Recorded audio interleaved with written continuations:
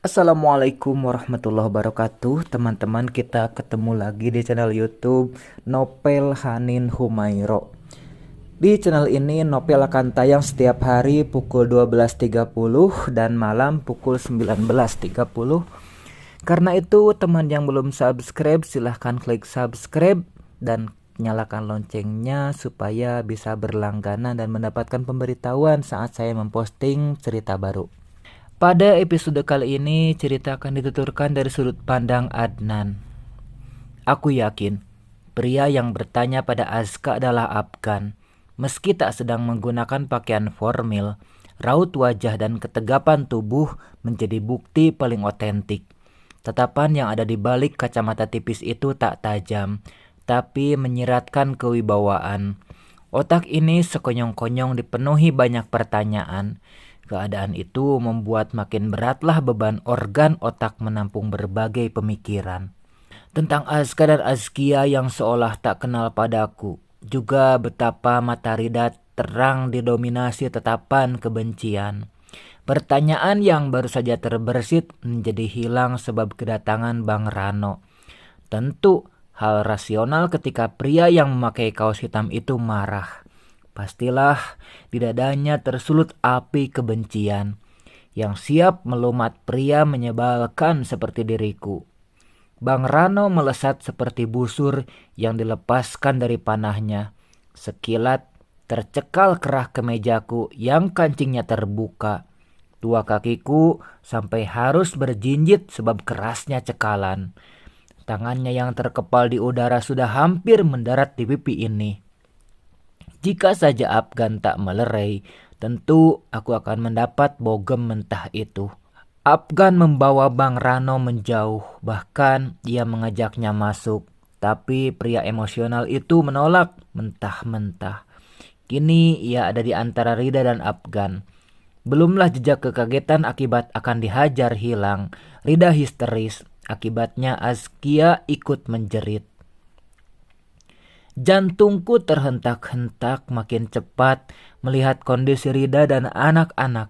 Apalagi fakta selanjutnya yang membuatku makin merasa seperti orang terjahat dan terbodoh di dunia. Afgan menggendong Azkia dan meraih tangan Azka. Pria berkaos lengan panjang yang digulung sesiku itu membawa keduanya masuk. Melihat pemandangan miris tersebut, diri ini makin merasa tersudut. Aku seolah-olah sedang diejek dunia. Posisimu telah digantikan lelaki lain. Malang benar nasibmu, Adnan. Sungguh azab paling memilukan. Kau seorang ayah, tapi tak dianggap ayah oleh mereka.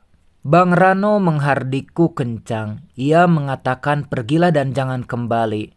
Tentu saja aku tak mau. Masa ia harus pulang dengan tangan kosong sementara untuk datang ke sini tak mudah. Telunjuk lelaki itu mengarah padaku, sementara satu tangan lainnya memeluk Rida. Adiknya itu direngkuh sebab masih dalam kondisi terguncang. Aku ada di antara dua pilihan, pergi dengan kekalahan atau bertahan dalam kebodohan. Jika melihat kondisi yang ada, tak mungkin aku tetap di sini. Rida belum tenang dan itu akan mengguncangkan keadaan. Azka dan Azkia pun tak mungkin diraih saat ini. Dua pilihan yang membuat otakku jadi bertambah berat bebannya. Menimbang mana yang harus dilakukan itu seolah memasukkan terus-menerus beban-beban baru. Ini bisa membuat otakku sakit, bahkan mungkin jadi kehilangan fungsi. Meski berat saat kaki mau melangkah pergi, tetap harus dilakukan. Gontai tentu, sebab tungkai seperti tak punya kekuatan. Aku memutuskan pergi dengan keterpaksaan. Di dalam hati tetap akan kutulis akan kembali lagi. Besok atau lusa mungkin, lihat situasi. Sesaat sebelum memegang gagang pagar depan aku menoleh. Dalam hati ini terselip harapan orang-orang yang sebagian masih ada di teras mau menarik balik pikirannya. Semoga saja mereka tiba-tiba memanggilku atau malah ada yang meraih tangan ini untuk mencegah kepergianku. Sampai aku keluar pagar besi hitam ini pikiran aneh itu tak terrealisasi. Yang ada malah Bang Rano dan Rida masuk ke rumah. Otak ini pun memerintahkan agar hati mengakhiri harapan konyol tersebut. Aku sengaja tidak memesan taksi online, tepatnya tidak ada keinginan melakukan hal tersebut. Aku hanya berjalan dan terus berjalan menuju arah saat datang. Jika ada yang melihat, mungkin mereka akan menebak aku seperti manusia linglung, atau bisa jadi berpikir orang tak waras sebab mau menempuh perjalanan yang jelas jaraknya bukan semeter 2 meter. Sepanjang jalan aku hanya bisa merutuki diri sendiri, mencaci ketololan yang menjerumuskan hingga separah ini. Sekarang, lelaki pecundang ini benar-benar sedang menuju kehancuran, atau memang sudah hancur. Kutapaki jalan beraspal yang sesekali dilewati kendaraan. Kadang ada debu tipis yang terpaksa harus kuhirup sebab tak mungkin menolaknya. Malah aku terbatuk jika debu-debu itu berhamburan lebih banyak. Sesekali mata ini diarahkan ke bawah, nyatanya ditemui hanya jalanan beraspal atau kegersangan yang tak membuat pandangan senang. Jika bosan, aku menatap langit, warna birunya sebagian tertutupi awan berbentuk kacau. Setelah sampai gerbang perumahan, aku berdiri untuk beberapa saat. Di kepala ini tidak ada instruksi mau kemana pergi, kanan atau kiri, barat atau timur, tak ada keputusan. Meski sedikit banyak hafal daerah sini, aku tetap dalam posisi tak bisa menentukan kemana kaki melangkah. Sebenarnya bukan tak tahu arah, tapi inginnya kembali lagi ke tempat Rida dan anak-anak berada. Lalu lalang mobil di jalanan menjadi pemandangan bagiku kali ini. Keteraturan yang tercipta membuat lancar dan aman kondisi jalan raya ini. Ditopang juga volume kendaraan yang tak seganas Jakarta. Setelah bermenit-menit dalam kebimbangan, aku memutuskan jalan ke kanan. Ini bukan keputusan berdasarkan pada tujuan tertentu, tapi lebih pada sudah tak bisa tahan dengan sengatan matahari yang sudah mulai menunjukkan sifat aslinya, panas. Saat ada rumah makan di salah satu bagian jalan, aku memutuskan masuk ke sana. Tempatnya tak besar, tapi cukuplah dijadikan tempat perlindungan dari cuaca panas. Aku memilih duduk di paling pojok. Di sudut ruangan ini bisa bebas melamun. Aku memang butuh menepi sejedak dari keramaian, menikmati kesendirian. Meski ini tidak membantu menghilangkan masalah, setidaknya dapat meredakan kekacauan. Terlintas kembali kejadian di rumah Rida. Satu persatu sketsanya menyesakkan dada. Tentang kemarahan keluarga Rida, penolakan anak-anak, dan tergantikannya kasih sayang mereka. Kutelungkupkan wajah di dua tangan yang disedekapkan, lalu ditaruh di atas meja. Perlahan jatuh air mata yang kini berdesakan di pelupuknya. Sesusak ini rasa yang kini hadir di dada. Paru-paru seperti diikat hingga tak bebas saat keluar masuk udara. Aku sedang berada di titik terendah saat ini. Semua yang kulakukan kala itu telah menemui balasannya satu persatu. Atas pengkhianatan, juga kezoliman memutuskan tali pernikahan. Kalau saja pelayan tak datang menyapa, aku akan tetap menikmati kesedihan yang menyiksa. Kudongakkan kepala untuk menyambut sapaannya. Wanita muda yang kini ada di hadapanku mencatat dengan telaten pesananku. Mungkin ia penasaran dengan kondisi pengunjung restoran ini, tapi tahu diri untuk tidak bertanya. Baginya, yang penting melayani dan memberi kenyamanan. Tidak lama dari pencatatan, pesanan datang. Di sini aku melihat pelayan restoran cepat. Mereka tak menunggu pengunjung kehausan dan kelaparan. Aku sengaja memesan makanan agar bisa berlama-lama di sini. Lumayan ada tempat duduk tanpa ada gangguan.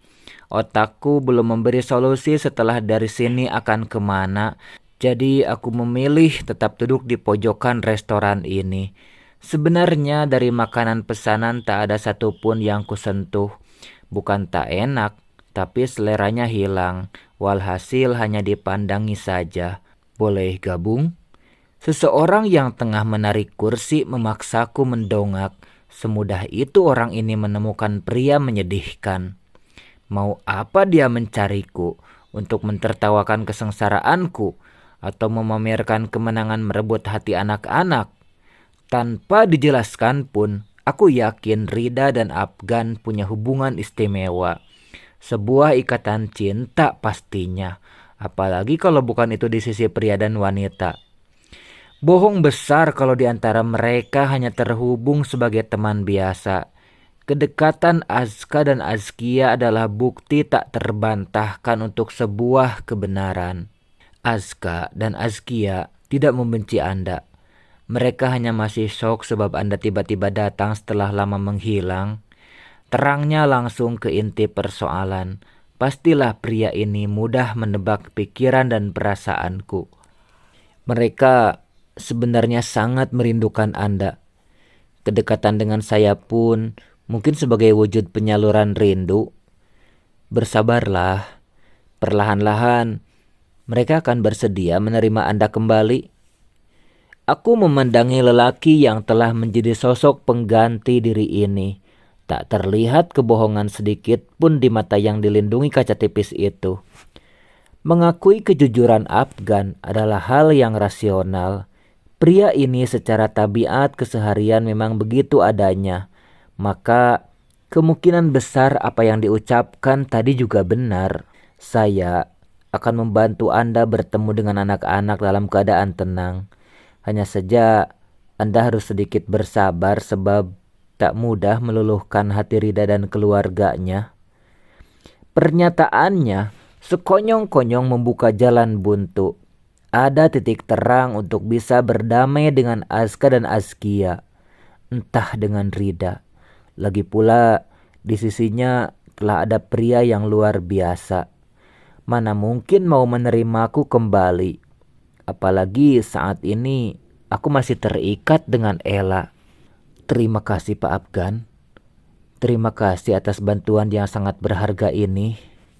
Saya benar-benar sudah putus harapan. Semoga ini membuka jalan. Saya sangat merindukan mereka. Sangat rindu. Setelah mengucapkan itu, sebenarnya aku ingin bertanya soal hubungannya dengan Rida. Juga kapan itu terjadi. Namun sepertinya tak pantas mengajukan pertanyaan yang mengarah pada urusan pribadi.